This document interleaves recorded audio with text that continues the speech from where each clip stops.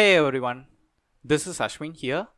In this video we are going to solve the problem flipping bits.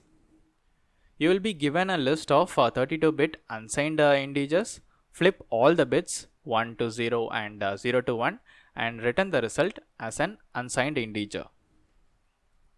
So that is our whole problem. We just have to flip the bits. That is we can use bitwise negation operation, that is this symbol. So we can able to use this.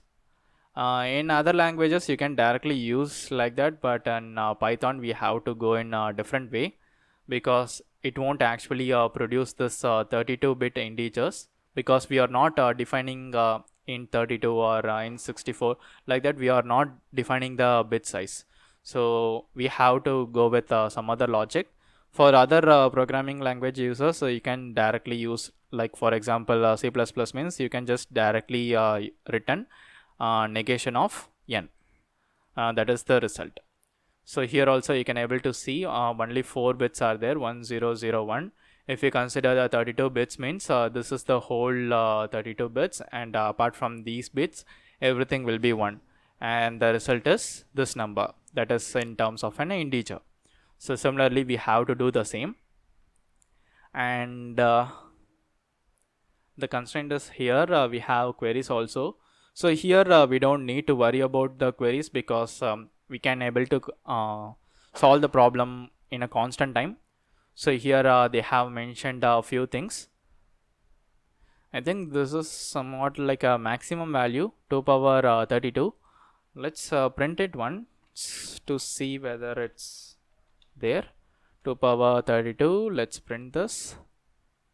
I'm just checking what is the maximum value. So 429,496,7296. So this is the maximum value. So this is 2 power 32, and for 0 this is the answer. So even for our logic we are going to use this 2 power 32, and based on that only we are going to proceed with the logic. And here we have 3 test cases, and here also we have 2 test cases, and the result is here. The majority of the values is 2 power 32, because we are using 32 bits, and everything is similar to that. If every bits is 0 means we have to set every bits to 1. So here instead of printing we have to return 2 power 32, and we have n, right? We can use negation of n, and here we will use plus operation. This is actually works like a negation. So first, before returning this, let's print this negation of n. Print negation of n. Let's run this.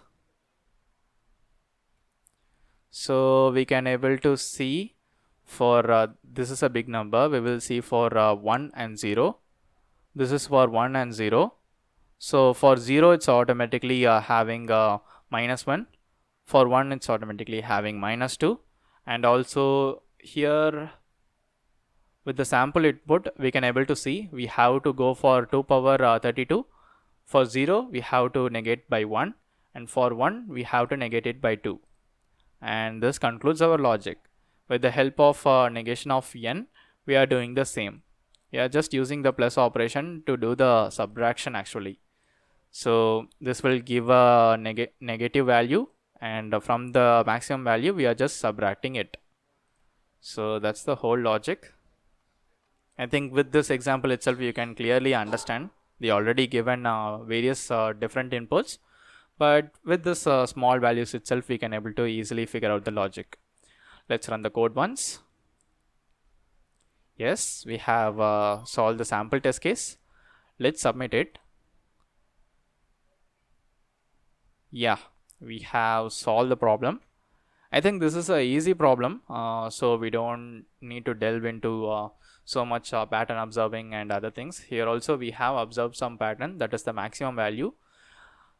And I think that's it, guys. I already mentioned, if you are other language users, you don't have to use this, you just have to use this alone. Just specify the bit size, like use long or big integer, some kind of 32 bits integer, and you can just use this negation operation. That's it for you. And yeah, I think that's it, guys. I'll see you in the next video.